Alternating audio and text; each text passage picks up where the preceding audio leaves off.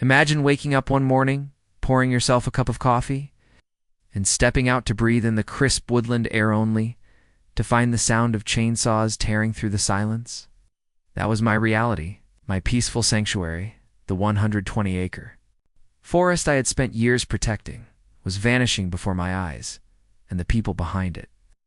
The homeowners association that swore they had rights over land they didn't even own. What they didn't know was that this time their greed wasn't going to end with me quietly suffering. It was going to end with their president in prison for a quarter of a century. I had purchased the property 10 years earlier. It wasn't just land to MIT was my refuge, my inheritance, and my promise to my late father. He had taught me everything. About conservation, about respecting nature, and about preserving wild land for future generations. The property wasn't within the HOA's jurisdiction. My deed was crystal clear. Still, the neighboring community's HOA had always been a thorn in my side. They didn't like that I refused to join their exclusive neighborhood. They hated that I didn't cut down trees to make my land look more manicured. And they despised that my forest drew wildlife, deer, owls, foxes that occasionally wandered onto Our properties. but I never thought they'd go this far. It was a Tuesday when I heard the noise.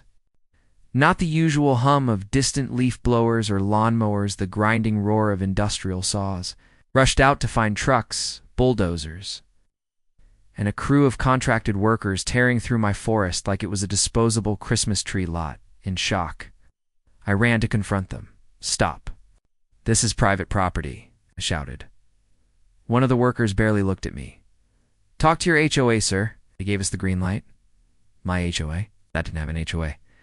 That's when I spotted him, Gregory Stone, the HOA president, standing smugly at the edge of the clearing with his arms folded like a king surveying conquered land.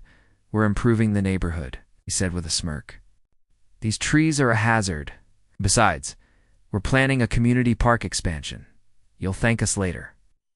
I called the sheriff immediately, but when deputies arrived, Gregory waved around a folder of forged permits and fake land use agreements. The deputies, unsure of the document's legitimacy, told me it was a civil matter and that I should take it up in court. Meanwhile, the destruction continued. By the time I secured an emergency injunction 2 weeks later, 80% of my forest towering oaks, maples, and centuries-old pines was reduced to stumps and mud. It looked like a war zone. Wildlife had scattered. My property's value plummeted. And worst of all, my father's legacy had been butchered. But I wasn't about to let Gregory or his HOA walk away from this. I contacted environmental lawyers, property rights experts, and even a few investigative journalists. What we uncovered was staggering. Gregory had falsified county records, altered maps, and used HOA funds to pay off contractors to clear the land. His plan was to seize part of my property through a legal maneuver known as adverse possession, essentially. Squatting rights on stolen land once, he turned it into a public park. But he miscalculated, because my property was under a conservation easement. The destruction wasn't just trespassing, it was a federal crime. The easement made the land environmentally protected, and tampering with it carried heavy penalties. When federal investigators got involved, the case exploded. The media picked it up, framing it as HOA versus nature. Reporters swarmed the neighborhood. Homeowners who once feared Gregory now lined up to testify about his bullying tactics. During the trial, the prosecution laid everything bare. The forged permits, the embezzled funds, the deliberate targeting of my property for personal gain, the environmental devastation, which experts testified would take over 70 years to recover. Gregory's smug demeanor cracked when the judge read the charges: fraud, conspiracy, environmental crimes, property destruction, and racketeering. The verdict was clear. Gregory Stone was sentenced to 25 years in federal prison with no chance of early parole. The HOA itself was dissolved, its assets seized to help fund reforestation and restoration of my land. As the gavel fell, I finally felt like justice had been served, not just for me, but for the forest that couldn't defend itself. Restoration began almost immediately. With the settlement money, I hired ecologists to plant native trees, rebuild habitats, and set up protections to ensure this would never happen again.